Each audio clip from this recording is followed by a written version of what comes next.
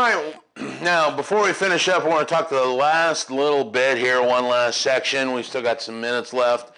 I want to talk a little bit about risk and environmental issues.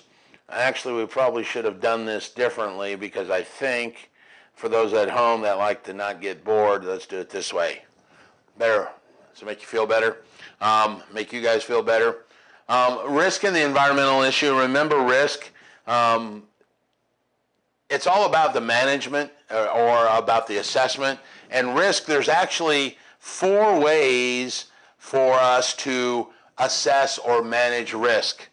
And they love their ACTOR, A-C-T, and then their no, or R. So the or the O comes from or. So A stands for avoid. One of the easiest ways to avoid a risk or to avoid a risk is to just simply avoid the hazard. How do you stop kids from drowning in pools? Simple. Don't have a pool. When I was growing up, one of the things I always used to tell my parents when we would go on vacation down to Florida, let's stop at a motel with a pool because we always wanted to go swimming. And then pretty soon we started seeing all the pools getting closed and dirt's pushed in them and all that. Why? Because of all the lawsuits for drowning. There is no lawsuits for drowning if there is no pool. So avoiding the risk is probably, to me, the ultimate way to control risk, you know. The second way is to control it. Control it seems to be the knee-jerk reaction, all right, and seems to be the easiest. For instance, TSA agents, that's all it is. It's controlling the risk, all right? And we do that by having people stand there, then search our bags and search us to make sure that we're not doing or bringing anything hazardous onto the airplane. Another, fire suppression systems above stoves in commercial kitchens are a control method. Another way are those Sonatrol access cards. That's a control method.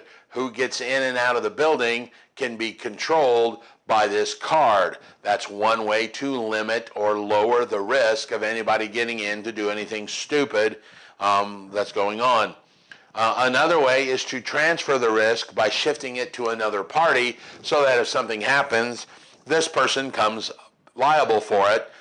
And the inverse of that, or that's where the or comes from, or I retain the risk to me. Now, wouldn't it be friggin' cool if we could have a company and pay them to take the risk for us? Wouldn't that be really great? Well, we do. That's called an insurance company. And that's all an insurance company really is nothing more than someone you are paying to take the risk. All right? So think about this. The more I transfer, the less I retain. The less I retain, the more it's going to cost me to transfer that risk to that person or to that company because they have a better chance of something happening. Whereas if I transfer less and I keep more, the cost is going to go down because the most often it's going to happen in the amount that I keep. If I retain $10,000 on my car and my car is only worth $9,000, how much chance risk does the insurance company have? None. So it's going to be very low. That's exactly what I'm saying. That's probably a bad example because I don't want you to think that happens. Once if the car's value is $12,000 and I have an $8,000 deductible. Okay, so there's only $4,000. That means it would have to go all the way through my $8,000 of damage before it gets to their money. What are the odds that's going to happen? Probably small, so the deductible is very low because I have retained a large portion or transferred. Now, using that same $12,000 car, I want to keep zero risk and transfer all $12,000 to them. It's going to be expensive because everything that happens is going to be on them, and I'm going to pay for that. And that's how that happens when you were talking about raising and lowering our deduction. All we're really doing is talking about how much I'm retaining versus how much I want to keep because the cost is proportional based on that. As it goes up, as my retention amount goes up, my transfer amount goes down, so do my cost of that insurance goes down. And vice versa. If my retention goes down, the transfer goes up, so does the cost of that transfer. Now, there's many different kinds of insurances that you can deal with in the property management world. Well, let's go back. See, now I got conscious about using this and come different types of insurances. I want to talk a little bit about one called fire and hazard. Fire and hazard insurance. What's it cover? Exactly, fire and hazards. Pretty tricky on how they name that. Consequential loss, which is loss of business. So when I used to own bars, I would have fire and hazard on the building, but I would have consequential loss on the business, so that if the building burnt down, the one insurance would pay to have the building fixed, but the other insurance paid because I wasn't able to sling drinks, and that was my paycheck for me at the time. All right? So that's called consequential loss, or sometimes you hear it called loss of business insurance. Now, anytime that you get multiple insurance policies, it is called a multi-peril policy. That is very common because each one of these kind of guard against a different thing. So you're, in theory, want a multi-peril policy. I mean, I don't want just fire and hazard because, like I just explained, what would happen to my income since I was tending bar in a building that's now burnt down? Yeah, fire and hazard may cover the building, but how am I making income? All right? So you would want multi-peril. You can also get what's called contents and personal property, which we actually, euphemistically, a lot of people call it renter's insurance, but that's not really necessarily true because renters, I mean, condo people could own that as well.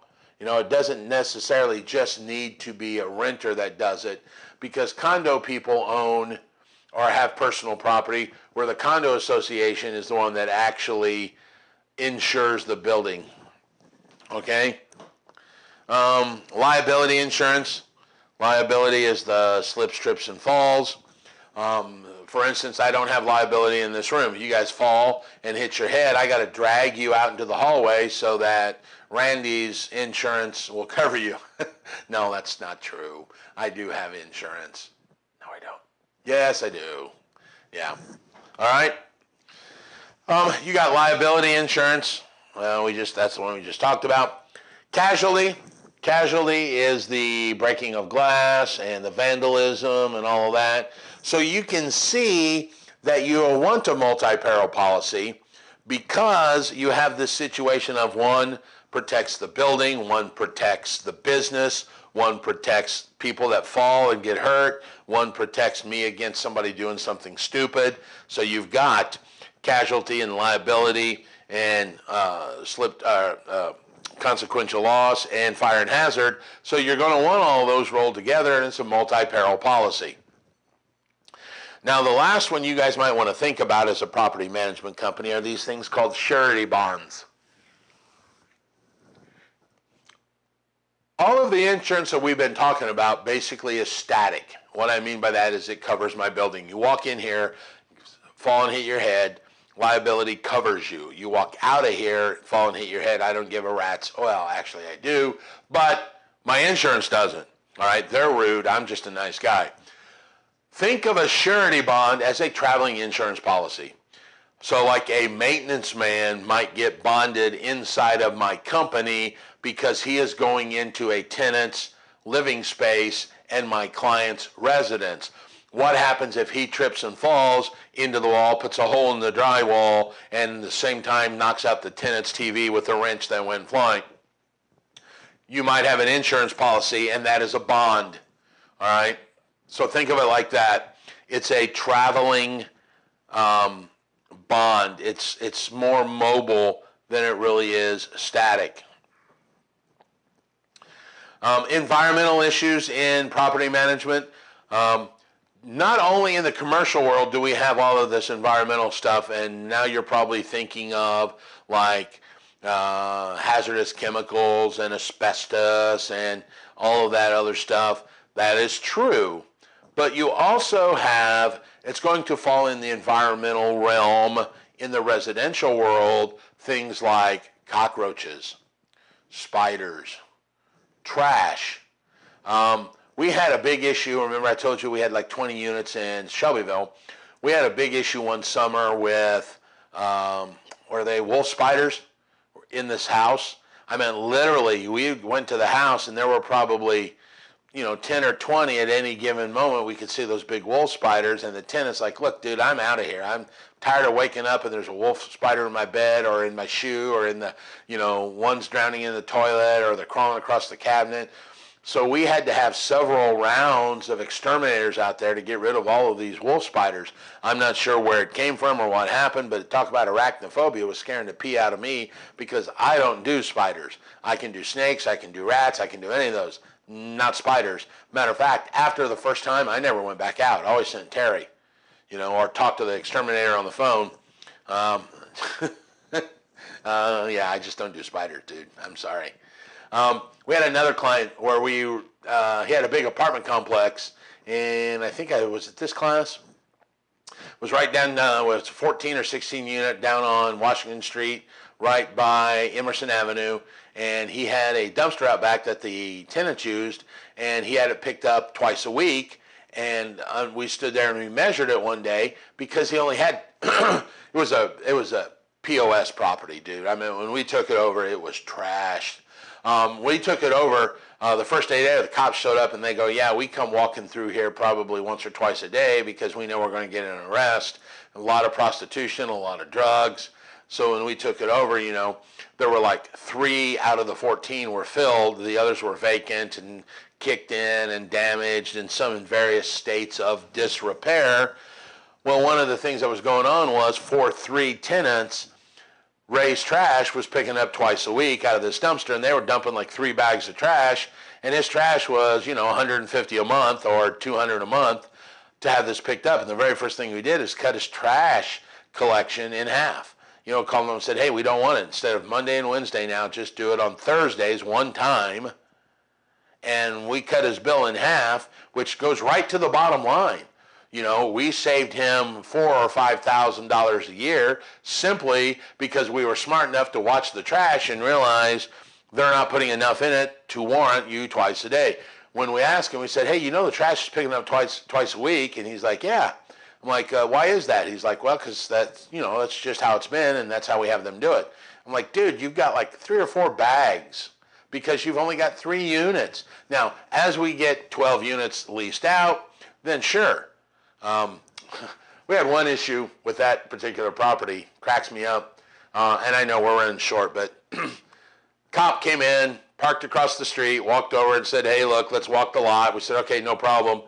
Walked up the stairs, and we're talking to this cop, IMPD, and sure enough, man, get to the one door that's occupied, and he knocks on the door, and the lady opens the door. He says hello. The first thing she says is, I have a warrant for my arrest. Alrighty then. That's a good way to start a conversation. He's like, excuse me? She says, yes, I have a warrant out for my arrest.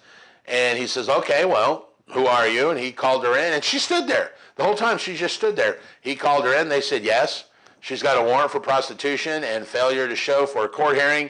And he said, well, okay, I've got her. And he said, turn around. She turned around. He handcuffed her. Now, mind you, we haven't even gone in the apartment yet. We're still standing in the hallway when she answers the door. So he says, hey, boys, I'll be back. And he leaves. So we go in, ask the tenant, can we come in? We're like, who was that? And they're like, well, she's a friend of ours. And we told her if she didn't turn herself in, we were going to turn her in, yada, yada, yada. I said, you guys make sure you're doing the right thing and all kinds of stuff. It was just funny. I mean, she answers the door, hey, I've got a warrant for my arrest. So part of this is going to be managing the hazard control. What are you going to do to get the property out of the way? How are you going to take care of it? How are you going to assess the hazard? How are you going to control it? Are you going to avoid it by getting rid of it? Are we going to control it? Are we going to transfer a risk by getting a new insurance policy? All kinds of methods to do this. You can actually seek outside help from insurance adjusters or insurance companies that can help you create a plan to control the hazards. All right? Have you got any questions? No? At home, if you're listening at home, I want to thank you. But don't forget, give me an email back if you need something. I am at help@myrealyou.com. Until then, I'll see you later. I got one other little thing I want to talk about, so stick around.